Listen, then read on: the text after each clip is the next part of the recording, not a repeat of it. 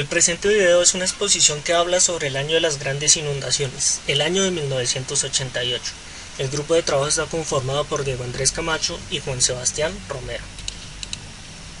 Según los registros de la Dirección Nacional de Estadística y Atención a Desastres, en el periodo que abarca de 1938 a 1988, el 97,4% de los desastres naturales fueron debidos a eventos hidrometeorológicos. Y se tiene claridad en un aspecto muy importante, y es que en Colombia generalmente las inundaciones se dan en los segundos meses de las temporadas lluviosas. Las gráficas mostradas en pantalla representan el comportamiento de las inundaciones del río Magdalena y del río Cenú, y en ellas nos podemos dar cuenta de que el comportamiento es diferente, y esto es debido a diferentes factores tales como el clima, la topografía o la ubicación geográfica, y es por eso que cada cuenca hidrológica presenta comportamientos que varían según diversos factores. Tenemos claridad que el fenómeno del niño y de la niña, tal como se muestran en el diagrama de la derecha, son fenómenos naturales que ocurren gracias a la variación de las temperaturas del Océano Pacífico, y en Colombia el fenómeno de la niña representa lluvias, y tal como vemos en el diagrama, para 1988 es un año donde el fenómeno de la niña estuvo latente, y fue precedido en los anteriores años por el fenómeno del niño, lo cual generalmente ocasiona una niña muchísimo más fuerte. Al igual que lo que observamos en el mapa, en el año 1974 y 1976 se presentaron dos casos del fenómeno de la niña bastante fuertes, lo cual ocasionó un fenómeno de la niña muy fuerte para el año de 1982. Lo mismo ocurrió para el año entre 1986, un fenómeno del niño bastante fuerte que ocasionó que el fenómeno de la niña ocasionado en 1988 también tuviera bastante intensidad.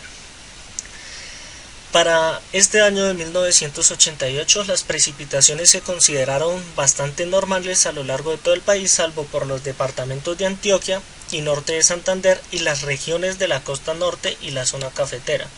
Y en el mapa de la derecha, el cual muestra las intensidades de precipitación a lo largo de todo el país, se evidencia este hecho.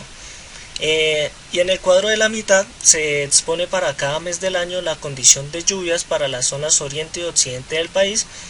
y en donde en los últimos años se presentan excesos de lluvias debido a las influencias del huracán Johan. Como bien sabemos todos, los huracanes bombean grandes cantidades de vientos cálidos y grandes cantidades de humedades a altas velocidades. Tienen diámetros que van inclusive hasta los 1500 kilómetros y una vida útil aproximadamente de 9 días. En Colombia las temporadas invernales dependen de la intensidad y el número de huracanes que ocurren en los meses de junio a noviembre. Y los factores que afectan la intensidad de las precipitaciones son principalmente la trayectoria y la cercanía, aunque se debe tener en cuenta de que un huracán a 2000 kilómetros de distancia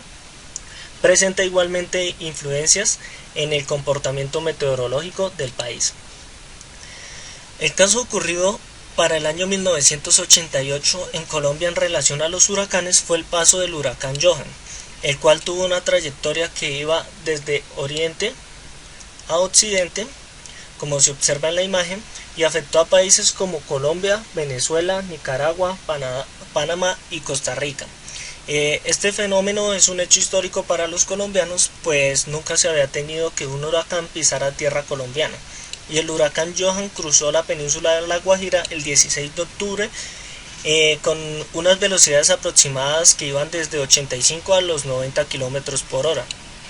ocasionando lluvias que duraron aproximadamente unas 40 horas sobre todo el territorio de la Guajira, el cual se tienen registros históricos que para esa época llevaban aproximadamente unos 20 años de intensa sequía.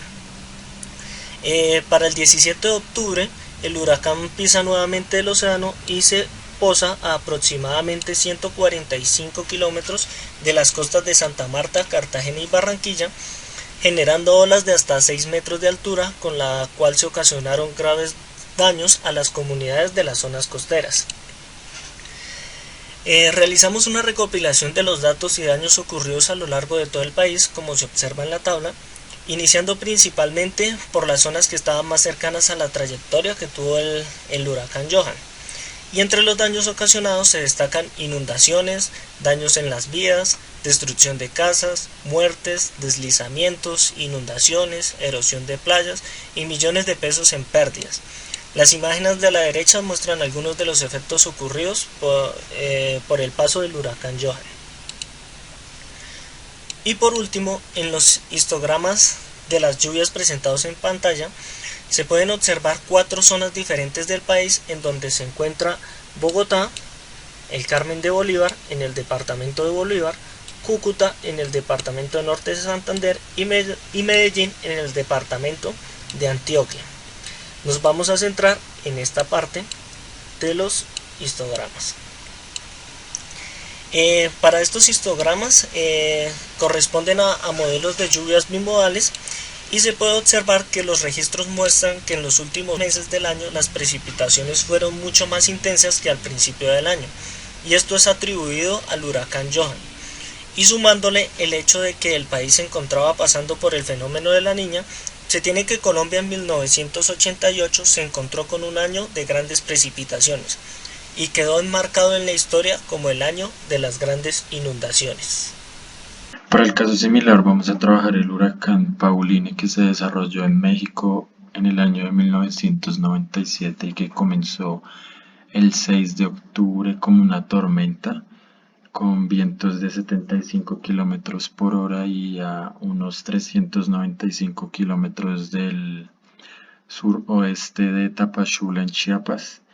Ese mismo día, cerca de las 4 de la tarde,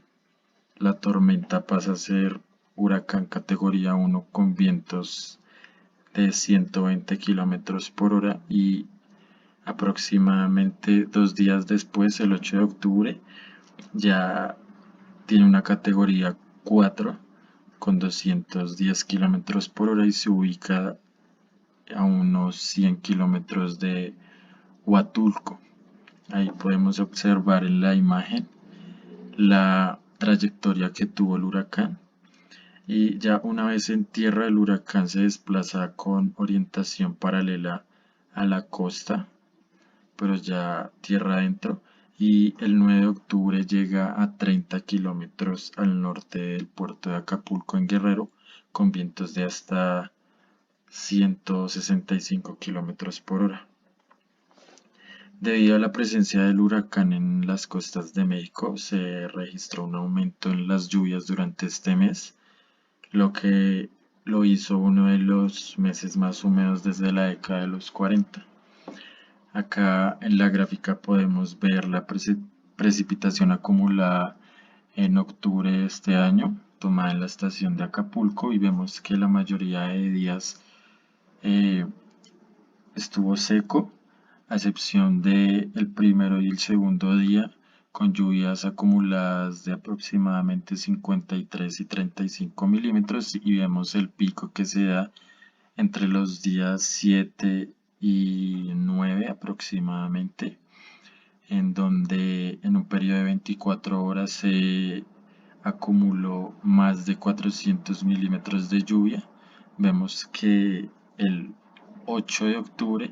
se registra 360 milímetros, que es pues la acumulación de lluvia más alta que se dio por consecuencia del paso del huracán. Debido a estas fuertes lluvias ocurridas en Acapulco durante un periodo pues relativamente corto, que fueron cerca de 2-3 días, se registraron muertes y pérdidas económicas significativas, siendo pues hasta ese momento el mayor desastre en la región. Y debido al aumento de las lluvias y del nivel de agua en los arroyos y los ríos, eh, mucho de los habitantes perdieron sus viviendas, que fueron arrastradas, y también hubo destrucción y remoción en masa de muchas infraestructuras como lo son puentes, vías y demás. Ahí colocamos entre comillas la palabra sorpresa, porque creemos que en realidad no tomó por sorpresa a los habitantes, pues ya se había identificado la tormenta y la posible trayectoria cercana a estas ciudades, pero fue más negligencia de las entidades que estaban encargadas en ese momento y también pues de la población, por lo que vamos a explicar más adelante.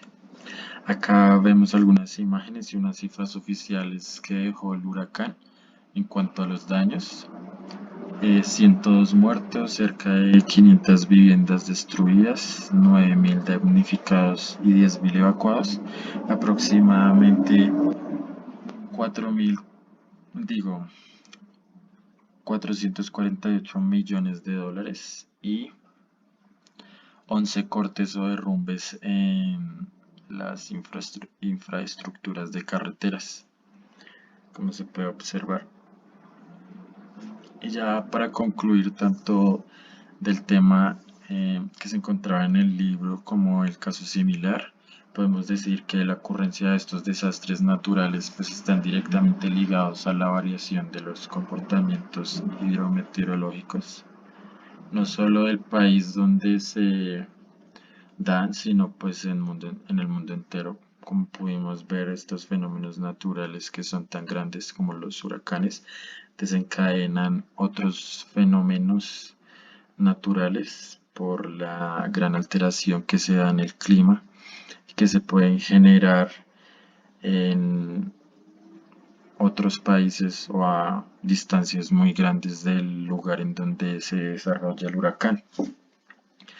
y que en general alteran los comportamientos y ocasionan inundaciones y bueno, otros procesos.